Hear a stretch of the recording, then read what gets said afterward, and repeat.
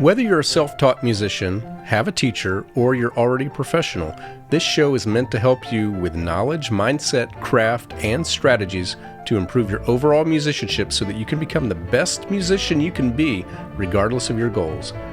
Welcome to Musicianship Mastery.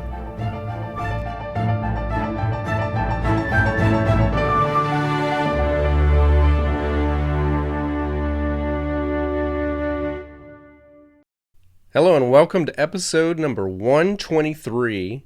My name is David Lane and it is great to be with you once again. Famous last words, I know, but I am pretty sure that this is going to be a short episode compared to the norm. So I'm not sure what title I ultimately will have gone with by the time this episode releases. It's quite likely I'll put one title in the description and one on the thumbnail for this episode. But it's either Learning Music, One Size Does Not Fit All, or 10 Encouragements for Music Students. So the point of this episode is that there is no one way that is correct for everybody to learn music. Everybody learns at different paces. Everybody prefers different types of music, and it's very discouraging when students compare themselves with others and think that they're not doing well just because they're not achieving the same things on the same timeline as somebody else. So a lot of you are music students, and of that group, a lot of you are self-taught, or you have had a teacher, but it's been a while. You're trying to continue your own development. So this is meant to be an encouraging episode. I just want to offer you 10 bits of encouragement as you're learning music to know that it's okay if you are doing things a little out of what you expected compared to what you expected. So the first thing I want to say is that there is no deadline for learning a piece of music. I feel like I should say that one multiple times, but I'll say it one more time. There is no deadline for learning a piece of music. So you need to get that thought out of your head. Oh, I've been working on this for 3 weeks, or I've been working on this for a month. I've been working on this for 6 weeks. I should have learned it by now. There is no time period by which you should have learned a piece. The point is you keep working on the piece, and practice is cumulative. If you've had a struggle with a particular piece, sticking with that and overcoming that struggle, whatever time frame it takes, it will help you not to take quite so long the next time. But you never know what unexpected novelty another piece is going to have that's going to make it slower than maybe you were expecting. The second thing I want to offer is this. There is no level of music or level of proficiency on your instrument that you should achieve by a certain date. People love to ask me, how long am I going to be in this book? How long until I can play this type of music? Well, having taught hundreds of students in 25 years, I can tell you, I have no idea. I've seen students race to the next level really quickly. I've had other students take a decade and make just a little bit of progress here and there. And there's nothing special or anything to be ashamed of in either case. This is why it is so important to enjoy the music you're doing now and to compare yourself with where you've been, not where you wish you were going. Number 3, there's no quantity of music that you should be learning at a certain time. You could spend several months on a challenging piece, one challenging piece, or you could do a fairly easy piece every couple of weeks, maybe even every week. I've had students go for quantity. I've had students go for quality. Number 4, it's okay to keep things at a slow tempo for longer than you thought you should. You kind of see the theme here. You can give yourself more time and more grace than perhaps you have been. Things will speed up if they're supposed to speed up when they're ready. And when the tempo speeds up, it'll seem inevitable. but it's all based on your schedule.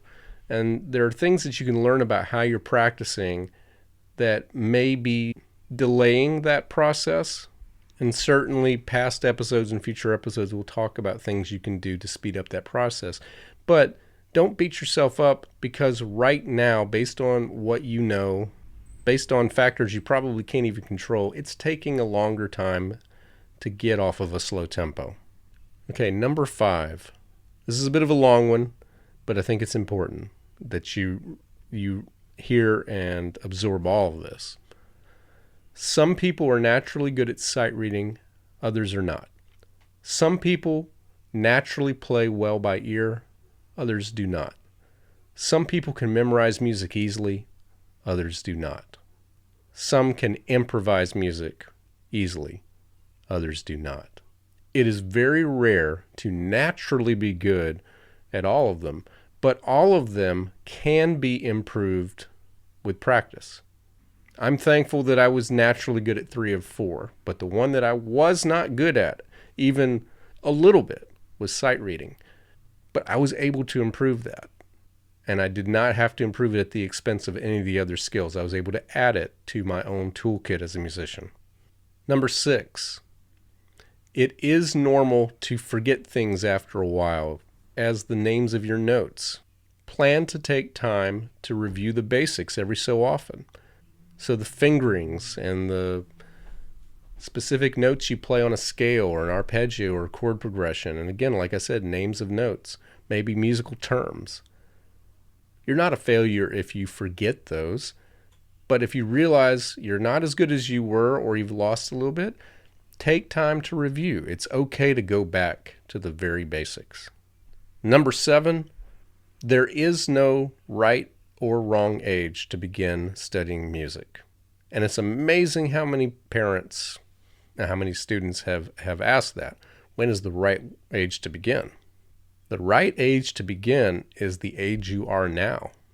It's impossible to have done it any sooner than the age you are now if you haven't already begun. But it's also okay if for some reason you're not ready and you start a year later, a decade later, 50 years later. Don't let anybody tell you that you should have started at a certain age. Now, to achieve certain very high-end professional goals, it is harder if you start later. But there's a lot of other things that make it hard to achieve besides just what age you start. There's some amount of natural skill and a high volume of practice that is required regardless of your age, as well as networking. So many factors go into play. But to become a musician who plays music that you enjoy playing, there is no right or wrong age to begin. Number 8, I feel like a lot of my students need to hear this one. It's okay to struggle. Struggle only goes away when you stop trying to grow.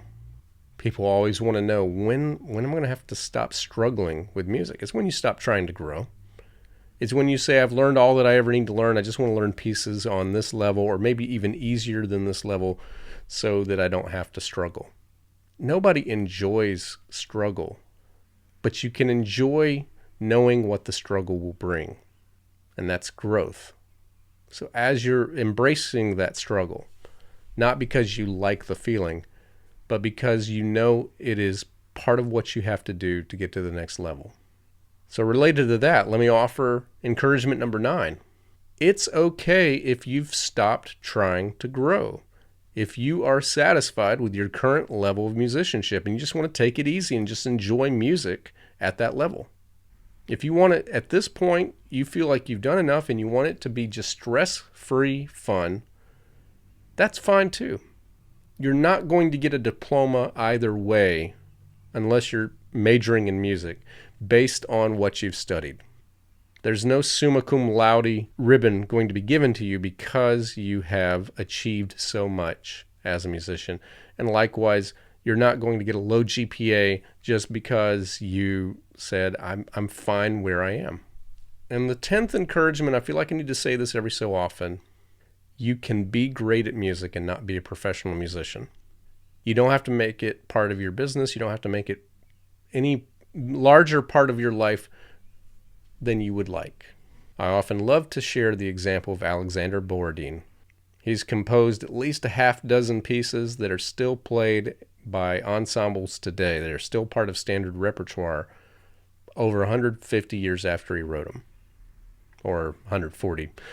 Not sure the exact math there, but well over a century after he wrote them, we still play a lot of his pieces. He was not a professional musician or professional composer. He was a hobbyist composer who was a professional chemist and one who was very good at his job. You can be a great chemist, engineer, doctor. You can be a construction worker, a plumber, electrician, a fireman, a policeman, someone who works in IT. You can do whatever it is you do, and you can still take the time to develop at your own pace into a great musician. So that's it. I hope that this encourages you to keep going, and it will allow you to rid yourself of the garbage that gets into your brain every so often saying that you should be doing this or you should not be doing this.